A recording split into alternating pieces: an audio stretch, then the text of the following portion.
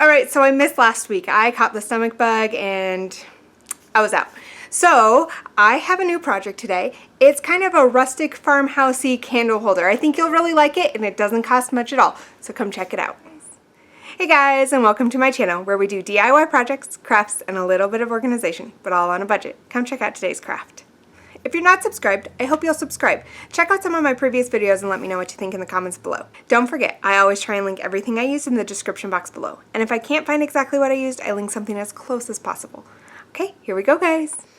So this kind of took a lot of work. It honestly shouldn't have taken as much work as it did, but I started out with something that I thought would work originally called wood filler. I thought it would work kind of like wood glue, and it definitely did not work. And then I went ahead and I moved on to E6000, which worked really good until my kids got a hold of the project and it got tossed around a little bit and some toys thrown on it and it started to fall apart. So I decided I was not happy with it and I needed to start all over. So that's what I did. So although this project took a lot of work, I do like the end result and it was very inexpensive. So for these base pieces right here, I'm going to go ahead and use E6000. To hold the straight pieces onto the pieces that are going to be the middle pieces, I'm going to go ahead and use these nails. They're just little wall nails, they're not very expensive. And so what I decided I'm going to do is before I get everything else put together, I'm going to stop and I'm going to do the antique wax from Waverly Inspirations, which is $1.67 at Walmart. And then I'm going to go ahead and finish by putting everything together, and that way the little nails, the top pieces, they're just round and cute, and I think it'll really add a lot to it. So that's the new plan of action. We'll see how it works out.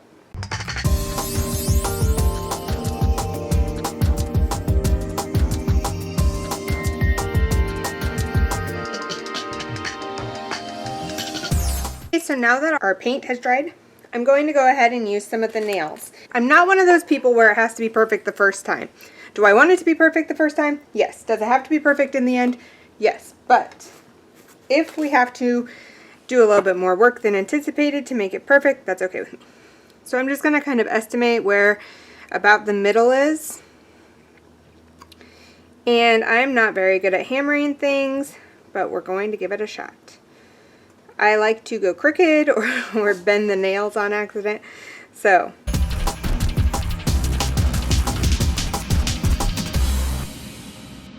What I'm going to do is just go ahead and measure with the piece that already has the centerpiece and make sure I'm getting the nail in the correct spot. And then I'm just going to hammer it into my straight piece for the first part so that I can have the tip of the nail coming out on the other side.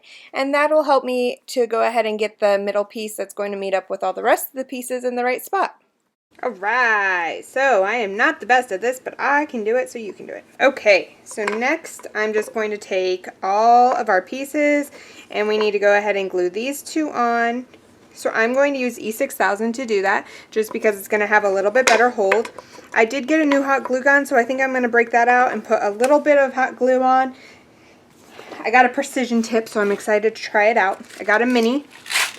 So we're going to go ahead and break out some hot glue. That'll give it an instant hold, and then the E6000 should give it a more firm hold. So here's how the frame looks once we got it all put together. It's been sitting and drying for about 24 hours now, and in all honesty, this vase is definitely heavier than, ooh, that needs cleaned. Heavier than something I would usually put on something to frame like this, but it's what we have. If it doesn't work out, I have a plan. Moment of truth. Dun, da, da, da, da, da, da. Oh my goodness, that looks freaking amazing. I love these little details of the little nail heads. I think that looks really cool. I'm glad we only did one coat of the antique wax, so it still has that little bit of a rustic feel. You can see the wood through that paint, and I just really think it looks really amazing. I love it. I love it. I love it. I love it. So here's a look at the final project.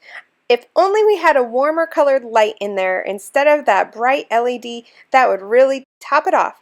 I hope you guys enjoyed. Let me know what you think in the comments below, and I can't wait to see you guys next week. Bye-bye.